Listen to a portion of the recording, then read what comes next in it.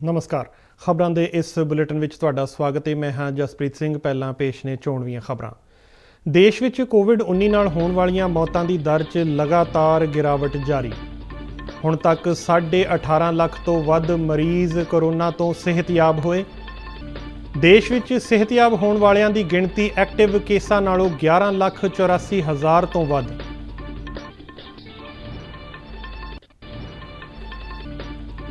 ਸਾਬਕਾ ਕ੍ਰਿਕਟਰ ਅਤੇ ਉੱਤਰ ਪ੍ਰਦੇਸ਼ ਕੈਬਨਿਟ ਵਿੱਚ ਮੰਤਰੀ ਚੇਤਨ ਚੌਹਾਨ ਦਾ ਦੇਹਾਂਤ। ਰਾਸ਼ਟਰਪਤੀ, ਉਪ ਰਾਸ਼ਟਰਪਤੀ, ਪ੍ਰਧਾਨ ਮੰਤਰੀ, ਗ੍ਰਹਿ ਮੰਤਰੀ ਅਤੇ ਉੱਤਰ ਪ੍ਰਦੇਸ਼ ਦੇ ਮੁੱਖ ਮੰਤਰੀ ਨੇ ਚੇਤਨ ਚੌਹਾਨ ਦੀ ਮੌਤ ਨੂੰ ਪੂਰਾ ਨਾ ਹੋਣ ਵਾਲਾ ਘਾਟਾ ਦੱਸਿਆ।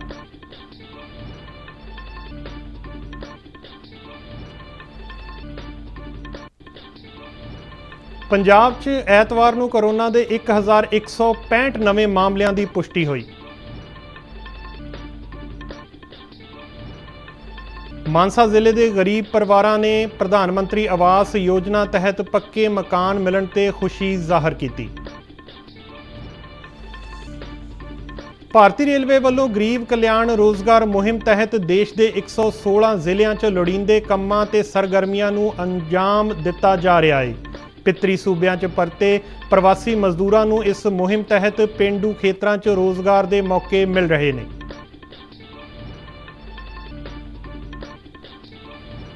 नशीले पदार्थों की समगलिंग नूं रोकण लई भारत ने ब्रिक्स मुल्कां विचाले सूचनावां सांझियां करन दा सद्दा दिता।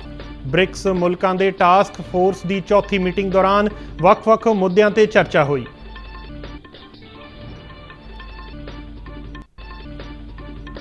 भारत ने मॉरिशस च तेल के रिसाव नूं रोकण लई माहिरां दी एक टीम सने 30 टन तकनीकी उपकरण अते होर साजो समान भेजिया। ਤੇ ਹੁਣ ਖਬਰਾਂ ਵਿਸਥਾਰ ਨਾਲ। ਦੇਸ਼ ਵਿੱਚ ਕੋਵਿਡ-19 ਨਾਲ ਹੋਣ ਵਾਲੀਆਂ ਮੌਤਾਂ ਦੀ ਗਿਣਤੀ ਵਿੱਚ ਲਗਾਤਾਰ ਗਿਰਾਵਟ ਦਰਜ ਕੀਤੀ ਜਾ ਰਹੀ ਹੈ। ਭਾਰਤ ਵਿੱਚ ਹੋਰਨਾਂ ਦੇਸ਼ਾਂ ਦੇ ਮੁਕਾਬਲੇ ਇਸ ਮਹਾਮਾਰੀ ਨਾਲ ਮਰਨ ਵਾਲਿਆਂ ਦੀ ਗਿਣਤੀ ਸਭ ਤੋਂ ਘੱਟ ਬਣੀ ਹੋਈ ਹੈ। ਦੇਸ਼ ਵਿੱਚ ਇਸ ਸਮੇਂ ਇਹ ਦਰ 1.93% ਹੈ। ਕੇਂਦਰੀ ਸਿਹਤ ਮੰਤਰਾਲੇ ਦੇ ਬੁਲਾਰੇ ਨੇ ਨਵੀਂ ਦਿੱਲੀ 'ਚ ਦੱਸਿਆ ਕਿ ਕੇਂਦਰ ਸੂਬਾ ਸਰਕਾਰਾਂ ਅਤੇ ਕੇਂਦਰ ਸ਼ਾਸਤ ਪ੍ਰਦੇਸ਼ਾਂ ਦੀਆਂ ਸਰਕਾਰਾਂ ਵੱਲੋਂ ਕੀਤੇ ਗਏ ਸਾਂਝੇ ਯਤਨਾਂ ਨਾਲ ਇਹ ਸੰਭਵ ਹੋ ਸਕਿਆ ਹੈ। ਅਮਰੀਕਾ ਵਿੱਚ ਇਸ ਮਹਾਮਾਰੀ ਨਾਲ ਮਰਨ ਵਾਲਿਆਂ ਦੀ ਗਿਣਤੀ ਪਹਿਲੇ 23 ਦਿਨਾਂ ਵਿੱਚ 50,000 ਨੂੰ ਪਾਰ ਕਰ ਗਈ ਸੀ। ਬ੍ਰਾਜ਼ੀਲ ਵਿੱਚ 95 ਅਤੇ ਮੈਕਸੀਕੋ ਵਿੱਚ 141 ਦਿਨਾਂ 'ਚ 50,000 ਤੋਂ ਵੱਧ ਵਿਅਕਤੀਆਂ ਦੀ ਮੌਤ ਹੋਈ ਸੀ, ਜਦਕਿ ਭਾਰਤ ਵਿੱਚ 156 ਦਿਨਾਂ ਵਿੱਚ 49,980 ਵਿਅਕਤੀਆਂ ਦੀ ਜਾਨ ਗਈ ਹੈ। ਦੇਸ਼ ਵਿੱਚ ਕੋਰੋਨਾ ਮਹਾਮਾਰੀ ਦੀ ਪੁਸ਼ਟੀ ਵਾਲੇ ਮਾਮਲਿਆਂ 'ਚ ਲਗਾਤਾਰ ਵਾਧਾ ਦਰਜ ਕੀਤਾ ਜਾ ਰਿਹਾ ਹੈ। ਅੰਕੜਿਆਂ ਮੁਤਾਬਕ ਪਿਛਲੇ 24 ਘੰਟਿਆਂ ਦੌਰਾਨ ਕੋਰੋਨਾ ਦੀ ਪੁਸ਼ਟੀ ਵਾਲੇ 63,490 ਨਵੇਂ ਮਾਮਲੇ ਸਾਹਮਣੇ ਆਏ ਨੇ, ਜਿਸ ਨਾਲ ਦੇਸ਼ ਵਿੱਚ ਕੋਰੋਨਾ ਦੀ ਪੁਸ਼ਟੀ ਵਾਲੇ ਮਾਮਲਿਆਂ ਦੀ ਗਿਣਤੀ ਵੱਧ ਕੇ 25,99,682 ਹੋ ਗਈ ਹੈ। ਚੰਗੀ ਗੱਲ ਇਹ ਹੈ ਕਿ ਸਿਹਤਯਾਬ ਹੋਣ ਵਾਲਿਆਂ ਦੀ ਗਿਣਤੀ ਇੱਕ ਵਾਰ ਫਿਰ 50,000 ਤੋਂ ਵੱਧ ਦਰਜ ਕੀਤੀ ਗਈ ਹੈ। ਬੀਤੇ ਦਿਨ 53,322 ਮਰੀਜ਼ ਠੀਕ ਹੋਏ, ਜਿਸ ਨਾਲ ਸਿਹਤਯਾਬ ਹੋਣ ਵਾਲਿਆਂ ਦੀ ਗਿਣਤੀ 18,62,258 ਹੋ ਗਈ ਹੈ। ਸਿਹਤਯਾਬ ਹੋਣ ਵਾਲਿਆਂ ਦੀ ਦਰ ਵੱਧ ਕੇ 71.91% ਹੋ ਗਈ ਹੈ। ਦੇਸ਼ ਵਿੱਚ ਐਕਟਿਵ ਮਾਮਲੇ 6,77,444 ਰਹਿ ਗਏ ਨੇ। ਐਕਟਿਵ ਮਾਮਲਿਆਂ ਦੀ ਦਰ ਘਟ ਕੇ 26.16% ਰਹਿ ਗਈ ਹੈ। ਸਿਹਤਯਾਬ ਹੋਣ ਵਾਲਿਆਂ ਦੀ ਗਿਣਤੀ ਐਕਟਿਵ ਕੇਸਾਂ ਨਾਲੋਂ 11,84,814 ਵੱਧ ਹੈ। पिछले 24 घंटिया दौरान 8,68,679 नमूनिया की कोरोना जांच की गई। देश में एक दिन च टैसट किए गए नमूनिया की यह हुण तक सब तो वड्डी छाल है। ਸਾਬਕਾ ਕ੍ਰਿਕਟਰ ਅਤੇ ਉੱਤਰ ਪ੍ਰਦੇਸ਼ ਕੈਬਨਿਟ ਸੈਨਿਕ ਭਲਾਈ, ਹੋਮਗਾਰਡ, PRD ਅਤੇ ਸਿਵਲ ਸੁਰੱਖਿਆ ਮੰਤਰੀ ਚੇਤਨ ਚੌਹਾਨ ਦਾ ਦੇਹਾਂਤ ਹੋ ਗਿਆ ਹੈ। ਉਹ 73 ਵਰ੍ਹਿਆਂ ਦੇ ਸਨ। ਚੇਤਨ ਚੌਹਾਨ ਨੂੰ ਪਿਛਲੇ ਮਹੀਨੇ ਲਖਨਊ ਦੇ PGA ਹਸਪਤਾਲ ਵਿੱਚ ਭਰਤੀ ਕਰਵਾਇਆ ਗਿਆ ਸੀ। ਉਹ ਕੋਰੋਨਾ ਵਾਇਰਸ ਦੀ ਚਪੇਟ 'ਚ ਆਏ ਸਨ। ਮਗਰੋਂ ਉਹਨਾਂ ਨੂੰ ਗੁਰੂਗ੍ਰਾਮ ਦੇ ਮੇਦਾਂਤਾ ਹਸਪਤਾਲ ਵਿੱਚ ਲਿਜਾਇਆ ਗਿਆ ਸੀ। ਡਾਕਟਰਾਂ ਅਨੁਸਾਰ ਇੱਕੋ ਵੇਲੇ ਉਹਨਾਂ ਦੇ ਸਰੀਰ ਦੇ ਕਈ ਹਿੱਸਿਆਂ ਨੇ ਕੰਮ ਕਰਨਾ ਬੰਦ ਕਰ ਦਿੱਤਾ ਸੀ, ਜਿਸ ਦੇ ਚਲਦਿਆਂ ਉਹਨਾਂ ਦੀ ਮੌਤ ਹੋਈ। 12 ਵਰ੍ਹਿਆਂ ਦੇ ਆਪਣੇ ਕ੍ਰਿਕਟ ਕੈਰੀਅਰ ਵਿੱਚ ਚੇਤਨ ਚੌਹਾਨ ਨੇ 40 ਟੈਸਟ ਮੈਚਾਂ 'ਚ 2,084 ਦੌੜਾਂ ਬਣਾਈਆਂ। ਉਹਨਾਂ 2 ਵਿਕਟਾਂ ਵੀ ਹਾਸਲ ਕੀਤੀਆਂ। ਚੇਤਨ ਚੌਹਾਨ ਦੇ ਨਾਮ ਤੇ 16 ਅਰਧ ਸੈਂਕੜੇ ਦਰਜ ਨੇ। ਸੁਨੀਲ ਗਾਵਸਕਰ ਦੇ ਨਾਲ ਉਹਨਾਂ ਦੀ ਸਲਾਮੀ ਜੋੜੀ ਮਸ਼ਹੂਰ ਰਹੀ। ਦੋਵਾਂ ਨੇ ਸਲਾਮੀ ਜੋੜੀ ਦੇ ਤੌਰ ਤੇ 3,000 ਤੋਂ ਵੱਧ ਦੌੜਾਂ ਬਣਾਈਆਂ, ਜਿਨ੍ਹਾਂ ਵਿੱਚ 12 ਵਾਰ 100 ਤੋਂ ਵੱਧ ਦੌੜਾਂ ਦੀ ਭਾਈਵਾਲੀ ਹੋਈ। 1981 ਵਿੱਚ ਉਹਨਾਂ ਨੂੰ ਅਰਜੁਨ ਪੁਰਸਕਾਰ ਨਾਲ ਸਨਮਾਨਿਤ ਕੀਤਾ ਗਿਆ ਸੀ। ਚੌਹਾਨ ਉੱਤਰ ਪ੍ਰਦੇਸ਼ ਦੇ ਅਮਰੋਹਾ ਤੋਂ 1991 ਅਤੇ 1998 ਵਿੱਚ 2 ਵਾਰ ਲੋਕ ਸਭਾ ਲਈ ਵੀ ਚੁਣੇ ਗਏ। ਰਾਸ਼ਟਰਪਤੀ ਰਾਮਨਾਥ ਕੋਵਿੰਦ ਨੇ ਉੱਤਰ ਪ੍ਰਦੇਸ਼ ਦੇ ਮੰਤਰੀ ਅਤੇ ਸਾਬਕਾ ਕ੍ਰਿਕਟ ਖਿਡਾਰੀ ਚੇਤਨ ਚੌਹਾਨ ਦੀ ਮੌਤ ਤੇ ਡੂੰਘਾ ਦੁੱਖ ਪ੍ਰਗਟਾਇਆ ਹੈ। ਟਵੀਟ ਰਾਹੀਂ ਉਹਨਾਂ ਕਿਹਾ ਕਿ ਇੱਕ ਚੰਗਾ ਖਿਡਾਰੀ ਹੋਣ ਦੇ ਨਾਲ-ਨਾਲ ਚੇਤਨ ਚੌਹਾਨ ਅਜਿਹੇ ਸਿਆਸਤਦਾਨ ਸੀ ਜਿਹੜੇ ਜ਼ਮੀਨ ਨਾਲ ਜੁੜੇ ਹੋਏ ਸਨ। ਉਪ ਰਾਸ਼ਟਰਪਤੀ ਐਮ ਵੈਂਕਈਆ ਨਾਇਡੂ ਨੇ ਚੇਤਨ ਚੌਹਾਨ ਦੀ ਮੌਤ ਤੇ ਦੁੱਖ ਪ੍ਰਗਟ ਕਰਦਿਆਂ ਕਿਹਾ ਕਿ ਉਹਨਾਂ ਕ੍ਰਿਕਟ ਦੇ ਵਿਕਾਸ ਲਈ ਅਹਿਮ ਯੋਗਦਾਨ ਪਾਇਆ ਅਤੇ ਸੰਸਦ ਮੈਂਬਰ ਦੇ ਤੌਰ ਤੇ 2 ਵਾਰ ਦੇਸ਼ ਨੂੰ ਵਿਕਾਸ ਦੀ ਰਾਹ ਤੇ ਪਾਉਣ ਲਈ ਆਪਣਾ ਯੋਗਦਾਨ ਪਾਇਆ। ਪ੍ਰਧਾਨ ਮੰਤਰੀ ਨਰਿੰਦਰ ਮੋਦੀ ਨੇ ਸਾਬਕਾ ਕ੍ਰਿਕਟ ਖਿਡਾਰੀ ਚੇਤਨ ਚੌਹਾਨ ਦੀ ਮੌਤ ਤੇ ਦੁੱਖ ਦਾ ਪ੍ਰਗਟਾਵਾ ਕੀਤਾ ਹੈ। ਇੱਕ ਟਵੀਟ ਵਿੱਚ ਪ੍ਰਧਾਨ ਮੰਤਰੀ ਮੋਦੀ ਨੇ ਕਿਹਾ ਕਿ ਚੇਤਨ ਚੌਹਾਨ ਆਪਣੇ ਵੇਲੇ ਦੇ ਇੱਕ ਸ਼ਾਨਦਾਰ ਕ੍ਰਿਕਟਰ ਰਹੇ, ਮਗਰੋਂ ਉਹਨਾਂ ਇੱਕ ਮਿਹਨਤੀ ਸਿਆਸੀ ਆਗੂ ਵਜੋਂ ਆਪਣੀ ਪਛਾਣ ਬਣਾਈ। ਪ੍ਰਧਾਨ ਮੰਤਰੀ ਨੇ ਕਿਹਾ ਕਿ ਚੌਹਾਨ ਨੇ ਨਾ ਸਿਰਫ ਲੋਕ ਸੇਵਾ ਵਿੱਚ ਅਹਿਮ ਯੋਗਦਾਨ ਪਾਇਆ, ਸਗੋਂ ਉੱਤਰ ਪ੍ਰਦੇਸ਼ ਵਿੱਚ ਬੀਜੇਪੀ ਨੂੰ ਮਜ਼ਬੂਤ ਬਣਾਉਣ ਵਿੱਚ ਆਪਣਾ ਅਹਿਮ ਯੋਗਦਾਨ ਦਿੱਤਾ। ਕੇਂਦਰੀ ਗ੍ਰਹਿ ਮੰਤਰੀ ਅਮਿਤ ਸ਼ਾਹ ਨੇ ਟਵੀਟ ਰਾਹੀਂ ਕਿਹਾ ਕਿ ਚੌਹਾਨ ਨੇ ਜੀਵਨ ਵਿੱਚ ਭਾਰਤ ਦੇਸ਼ ਦੀ ਸੇਵਾ ਕੀਤੀ।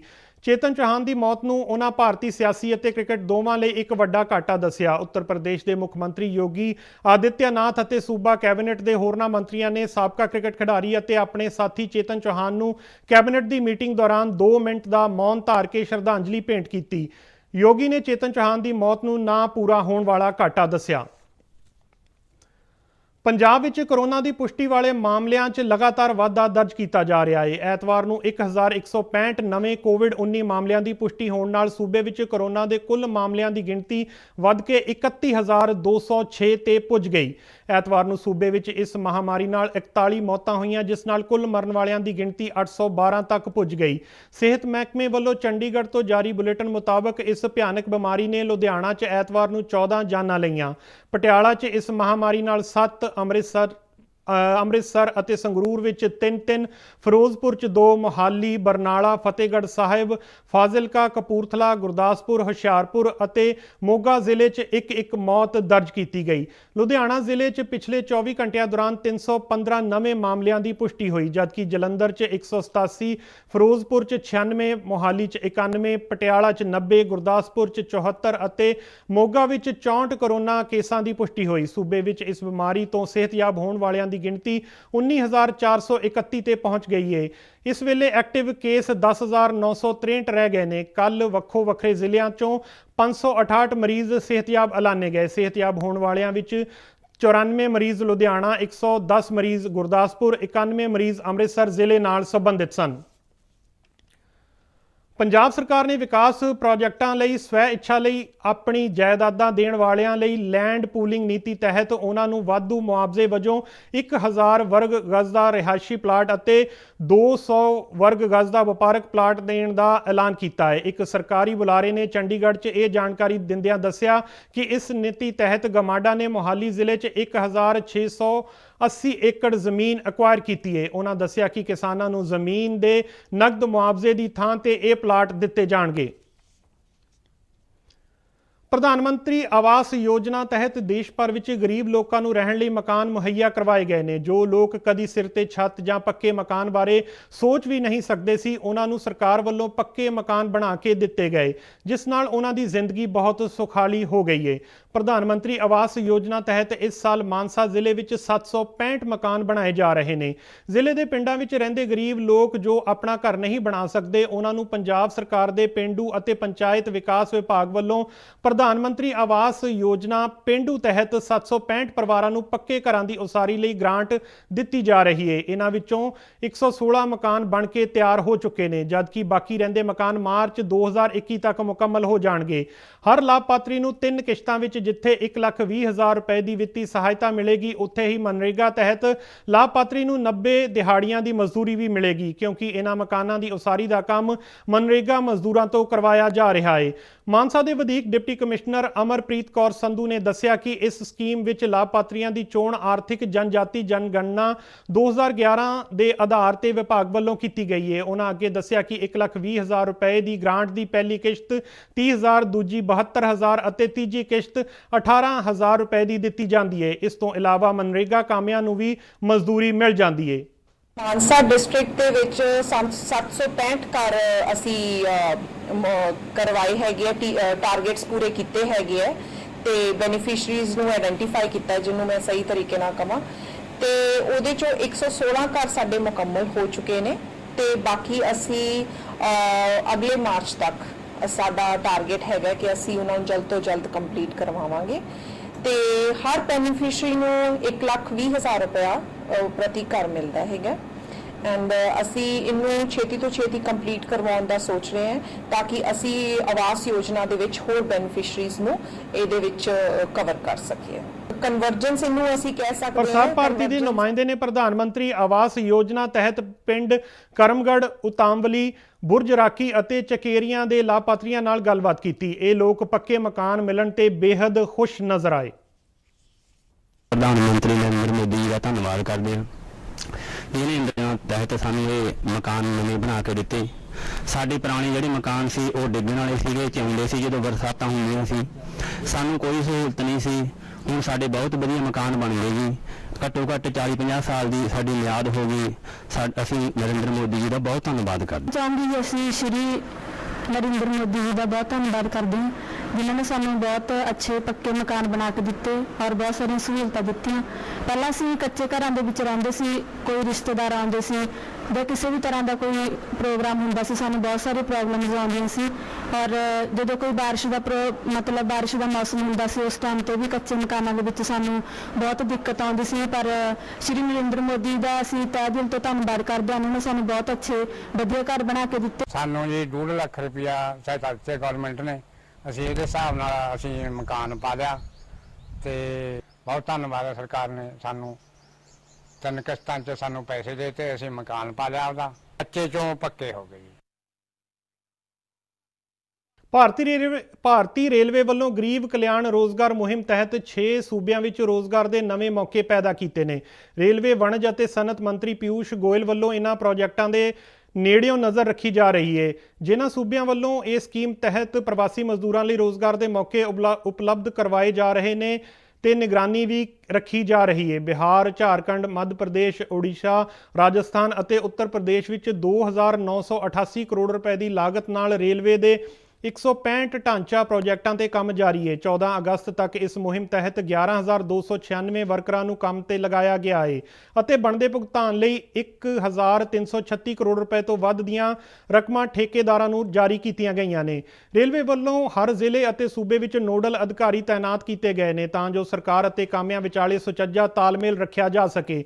ਪਿਊਸ਼ ਗੋਇਲ ਨੇ ਜ਼ੋਨਲ ਪੱਧਰ ਤੇ ਰੇਲ ਪ੍ਰਸ਼ਾਸਨ ਨੂੰ ਹਦਾਇਤ ਦਿੱਤੀ ਹੈ ਕਿ ਉਹ ਪੂਰੀ ਸਰਗਰਮੀ ਨਾਲ ਕੰਮ ਕਰਦਿਆਂ ਇਹ ਯਕੀਨੀ ਬਣਾਉਣ ਕਿ ਪ੍ਰਵਾਸੀ ਮਜ਼ਦੂਰਾਂ ਨੂੰ ਕੰਮ ਦੇ ਨਾਲ ਬਣਦੇ ਹਿਸਾਬ ਮੁਤਾਬਕ ਭੁਗਤਾਨ ਵੀ ਮਿਲ ਸਕੇ। ਰੇਲਵੇ ਵੱਲੋਂ ਗਰੀਬ ਕਲਿਆਣ ਰੋਜ਼ਗਾਰ ਮੁਹਿੰਮ ਤਹਿਤ ਰੇਲਵੇ ਫਾਟਕਾਂ ਨੂੰ ਜਾਣ ਵਾਲੀਆਂ ਸੜਕਾਂ ਦੀ ਉਸਾਰੀ ਅਤੇ ਸਾਂਭ ਸੰਭਾਲ, ਟਰੈਕ ਦੇ ਨਾਲ ਚਿੱਕੜ ਨਾਲ ਭਰੇ ਰਸਤੇ, ਟੋਇਆਂ ਅਤੇ ਨਾਲਿਆਂ ਦੀ ਸਾਂਭ ਸੰਭਾਲ, ਰੇਲਵੇ ਸਟੇਸ਼ਨਾਂ ਨੂੰ ਜਾਣ ਵਾਲੀਆਂ ਸੜਕਾਂ ਦੀ ਮੁਰੰਮਤ ਅਤੇ ਉਸਾਰੀ, ਮੌਜੂਦਾ ਰੇਲਵੇ ਪੁਲਾਂ ਕਟਿੰਗਸ ਦੀ ਮੁਰੰਮਤ ਅਤੇ ਉਹਨਾਂ ਨੂੰ ਚੌੜਾ ਕਰਨਾ, ਰੇਲਵੇ ਦੀ ਜ਼ਮੀਨ ਤੇ ਸਿਰਿਆਂ ਤੱਕ ਦਰਖਤ ਲਗਾਉਣ ਵਰਗੇ ਕੰਮਾਂ ਨੂੰ ਸ਼ਾਮਲ ਕੀਤਾ ਗਿਆ ਹੈ। ਪ੍ਰਧਾਨ ਮੰਤਰੀ ਨਰਿੰਦਰ ਮੋਦੀ ਨੇ ਇਸੇ ਸਾਲ 20 ਜੂਨ ਤੋਂ ਕੋਵਿਡ-19 ਤੋਂ ਪ੍ਰਭਾਵਿਤ ਲੋਕਾਂ ਲਈ ਗਰੀਬ ਕਲਿਆਣ ਰੋਜ਼ਗਾਰ ਮੁਹਿੰਮ ਤਹਿਤ ਪੇਂਡੂ ਖੇਤਰਾਂ 'ਚ ਜਨਤਕ ਕਾਰਜਾਂ ਨੂੰ ਸ਼ੁਰੂ ਕਰਨ ਦੀ ਹਦਾਇਤ ਦਿੱਤੀ ਗਈ ਸੀ ਤਾਂ ਜੋ ਦੇਸ਼ ਦੇ ਵੱਖਰੇ ਇਲਾਕਿਆਂ 'ਚੋਂ ਆਪਣੇ ਪਿਤਰੀ ਸੂਬਿਆਂ 'ਚ ਪਰਤੇ ਪ੍ਰਵਾਸੀ ਮਜ਼ਦੂਰਾਂ ਨੂੰ ਰੋਜ਼ਗਾਰ ਦੇ ਮੌਕੇ ਮੁਹੱਈਆ ਕਰਵਾਏ ਜਾ ਸਕਣ। ਪ੍ਰਧਾਨ ਮੰਤਰੀ ਵੱਲੋਂ ਇਸ ਮੁਹਿੰਮ ਤਹਿਤ ਟਿਕਾਊ ਪੇਂਡੂ ਢਾਂਚਾ ਵਿਕਸਿਤ ਕਰਨ ਲਈ 50,000 ਕਰੋੜ ਰੁਪਏ ਦੀ ਰਕਮ ਖਰਚਣ ਦਾ ਐਲਾਨ ਕੀਤਾ ਗਿਆ ਸੀ।